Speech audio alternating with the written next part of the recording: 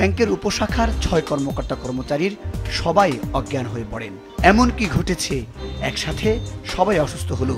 কিশোরগঞ্জের কুলিয়ারচরে আইএফআইসি উপশাখায় এমনটি ঘটেছে রোববার দুপুরে। পুলিশ জানায়, ব্যাংকের ম্যানেজার সহ ৬ জনকে ব্যাংকের ভিতর থেকে রহস্যজনকভাবে অচেতন অবস্থায় উদ্ধার করেন তারা। উপজেলা সদরের হাবিব কমপ্লেক্সের দোতলায় আইএফআইসি ব্যাংকের ওই উপশাখাটির অবস্থান। অজ্ঞান ওই ৬ জনকে জেলার বাজিতপুর উপজেলার জহুরুল ইসলাম মেডিকেল কলেজ হাসপাতালে ভর্তি করা হয়। এখানে আসার পরে শুনলাম যে ব্যাংকের কর্মকর্তা ৬ জন অসুস্থ ছিল, যার পর বমি টমি করছে, আর সেটা দেখার জন্য আইন শৃঙ্খলা বাহিনী আসছে। তো আমরা এটা শোনার পরে দিয়ে জনগণ আসছে এটা দেখার জন্য বিষয়টা কি হয়েছে। 2 জন ডাক ছিল, আমি ছিলাম আর একজন ছিল। আমরা দৌড়াদৌড়ি করে এবার এই মার্কেটের দারোয়ানে ধরছে, আমরা দৌড়া হেল্প করে নিছি। তারপর যারা যারা অসুস্থ হেল্প করে নিছে। তারপরে বাইরে শুনতে এবার দারোয়ানে জুয়েল ভাইকে ফোন দিচ্ছে, জুয়েল ভাই তাকে সিএনজি ফোন দিয়ে তারপরে কয়জন অসুস্থ হয়েছে?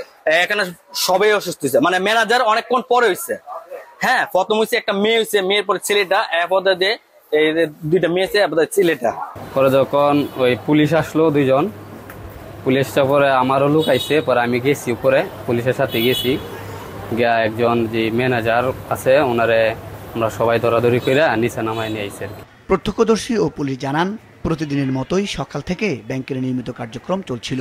দুপুরে ব্যাংকের ম্যানেজার সৌমিক জামান খান সহ ব্যাংকে থাকা ৬ জন হঠাৎ অচেতন হয়ে পড়েন। খবর পেয়ে পুলিশ সেখানে গিয়ে তাদের উদ্ধার করে হাসপাতালে পাঠান। কিশোরগঞ্জের ভৈরব সার্কেলের সহকারী পুলিশ সুপার নাজমুস সাকিব খবর পেয়ে ঘটনাস্থলে গিয়ে পরিস্থিতি পর্যবেক্ষণ করেন এবং পরবর্তীতে প্রয়োজনীয় পদক্ষেপ নেবেন বলেও তিনি আশ্বাস দেন।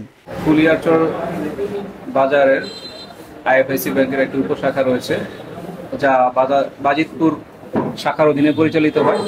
এখানে আজ সকালে 11টা থেকে 1 ঘটিকার মধ্যে এই শাখার যে ম্যানেজার আছেন এবং সাথে আরো 4 জন কর্মকর্তা কর্মচারী ও 2 জন সিকিউরিটি গার্ড তারা হঠাৎ অসুস্থ হয়ে পড়েন অজ্ঞাত কারণে। প্রাথমিকভাবে আমরা ঘটনাস্থলে আসার পরে আমরা তদন্ত করে যেটুকু পেয়েছি, সেখানে আমাদের তদন্ত টিমও প্রবেশ করেছিল ভিতরে। এখানে একটা বিষাক্ত গ্যাসের কোনো নিঃসরণ ঘটে থাকতে পারে, তা আমরা আরও তদন্ত করে দেখব আসলে মূল ঘটনাটা কি। তো আপাতত এই 6 জন অসুস্থ হয়ে হাসপাতালে ভর্তি আছেন এবং ব্যাংকের ভল্ট এবং অন্যান্য ক্যাশ বক্স এগুলো সুরক্ষিত আছে এবং এখানে কোনো কিছু খোয়া যায়নি। আমরা পরবর্তী আইনগত ব্যবস্থা প্রক্রিয়াধীন আছে, তদন্তপূর্বক আমরা আইনগত ব্যবস্থা গ্রহণ করব। পুলিশের এই কর্মকর্তা জানান, অধিকতর তদন্তের জন্য আশেপাশের সিসিটিভি ফুটেজ সংগ্রহ করছেন তারা।